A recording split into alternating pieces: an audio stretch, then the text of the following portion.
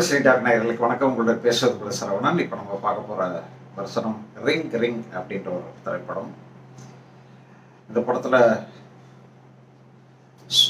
Vivek Prasanna, Daniel ஆனிபோ, Praveen ராஜா, அர்ஜுனன், சாக்ஷி அகர்வால், ஜமுனா, ஸ்வேம் சித்தா, சகானா மற்றும் பலர் நடிச்சிருக்காங்க. ஒளிப்பதிவு பிரசந்த், இசை வசந்த், இசைப்பேட்டை, படத்தொகுப்பு PK, எழுதி இயக்கியிருப்பது சக்திவேல்.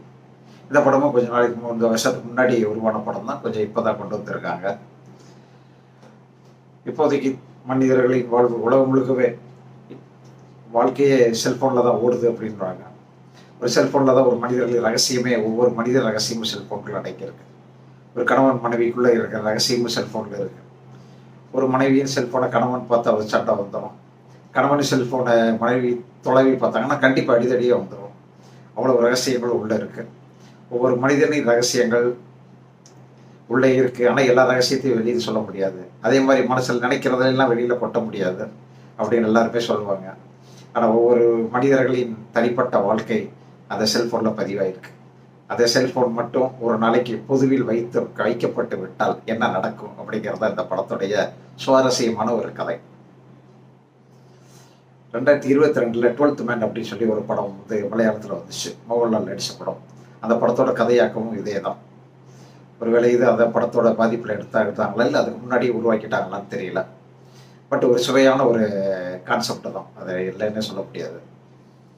இந்த 4 ஜோடிகளும் ஒன்றா ஒருத்தருடைய பிறந்த நாளுக்காக, அந்த 4 ஜோடியில் ஒருத்தர் பிறந்த நாள், அந்த பிறந்த நாளுக்காக எல்லாரும் ஒரு இடத்துக்கு வர்றாங்க. எல்லாரும் ரொம்ப எல்லாருமே ஒற்றுமையாக இருக்கிறவங்க, எல்லாரும் அடிச்சுட்டு போயிடுச்சுனாலும் ஃப்ரெண்ட்ஷிப்பாக பழகிட்டு இருக்காங்க. ஃபேமிலியாக எல்லாருமே பழகிருக்கிறதுனால நான் மொத்தம் 8 பேர் உட்காந்து பேசிக்கிட்டு இருக்காங்க. அப்போ திடீர்னு ஒரு ஐடியா வருது. ஒரு செல்ஃபோனை வந்துச்சுன்னா அதை பொதுவாதம் ஸ்பீக்கர் போட்டு தான் பேசணும், இதில் பேசக்கூடாது, தனியாக எடுத்துகிட்டு போய் பேசக்கூடாதுன்னு ஒரு போட்டி வைக்கிறாங்க. எல்லோரும் விளையாட்டுத்தனமா சரி ஓகே செஞ்சிடலாமே அப்படி சொல்லி செய்கிறாங்க. வருது பாருங்க ஃபோனு. ஒவ்வொரு ஃபோனும் ஒவ்வொரு குண்டை புத்திக்கு போடுது. அந்த குடும்பத்தில் ஒவ்வொருத்தருக்கு பேதி வர அளவுக்கு பிரச்சனைகள் ஆரம்பிக்குது. ஒவ்வொருத்தரும் ஒய்ஃப் கிட்ட மாட்டுறாங்க. ஒவ்வொருத்தருக்கு ஒரு இல்லீகல் அஃபேர் இருக்கிற மாதிரி தோணுது.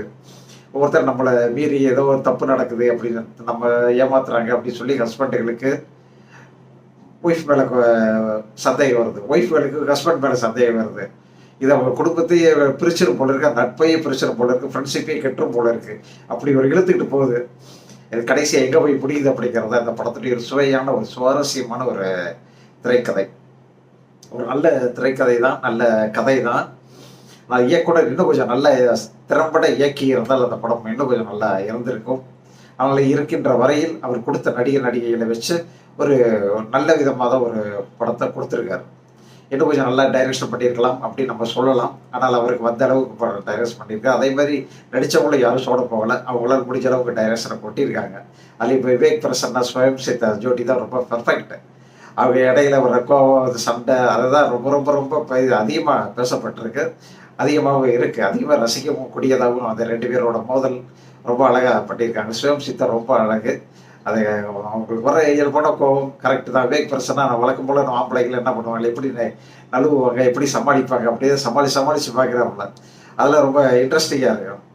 இன்னொரு டேனியல் ஆனிபோ, அவர் ஒரு இடத்துல ஒரு பொண்ணு கூட அஃபையர் இருக்கிற மாதிரி மாட்டிக்கிட்டு ஏதோ ஒரு போதையில் பண்ணிட்டேம்மான்னு சொல்லி மன்னிப்பு கேட்குற அளவுக்கு போவார். அது ஒரு விதமாக இருக்குது. சாக்ஷி அகர்வால் ரொம்ப சிறப்பாகவும் இன்னொரு பக்கம் நடிச்சிருக்காங்க.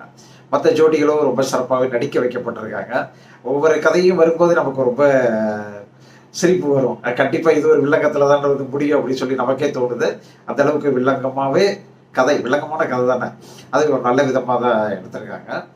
இதுக்கு ரொம்ப ஒத்துழைப்பு கொடுத்துருவது படத்தின் ஒளிப்பதிவாளர் பிரசாந்த். ஒரு உள்ளரங்கம் முழுக்க ஒரு உள்ளரங்கத்தில் தான் இந்த படத்தை ஷூட் பண்ணியிருக்காங்க. ஆனாலும் நமக்கு போர் அடிக்காத வகையில் கேமரா கோணங்களை மாற்றி வச்சு வேறு ஆங்கிள்லாம் வச்சு கொஞ்சம் நம்மளை சுதாரிப்பு பண்ணி பரவாயில்ல அப்படின்னு சொல்லி பார்க்க வச்சுருக்காங்க. அந்த வகையில் கேமராமேனுக்கு ரொம்ப மனதார பாராட்டுக்கள்.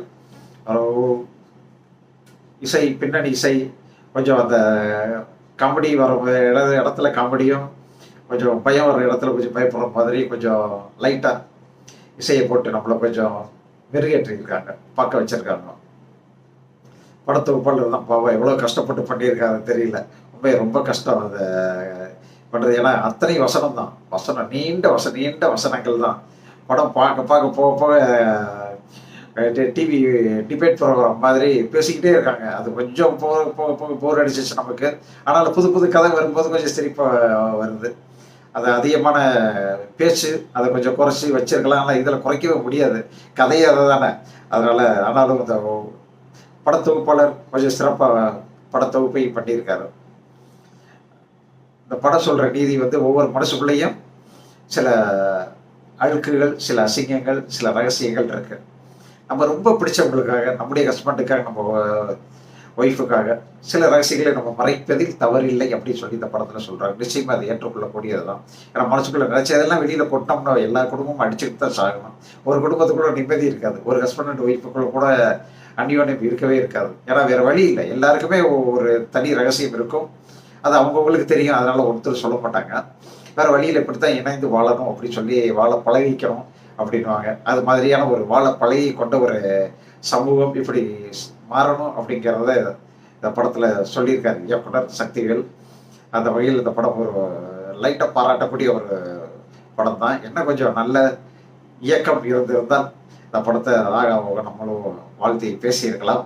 இது அடுத்தடுத்த படங்களில் இயக்குனர் சக்திவேல் இதை விட நல்ல சிறந்த படங்களை கொடுக்கணும்னு நான் வேண்டிக்கிறோம். உங்களுக்கும் பொழுது போகலைன்னா நிச்சயமாக குடும்பத்தோடு பார்க்கணும்னு நினச்சிங்கன்னா, ஒரு குடும்பத்தில் வீட்டில் ஏதாவது குழப்பம்னா, ஏதாவது சண்டை வரணும்னா, ஊழல் வந்தால் தான் அடுத்து கூடல் வரும். அது மாதிரி ஒரு சுச்சுவேஷனை உருவாக்கணும்னா இந்த படத்தை அவசியம் பாருங்கள்.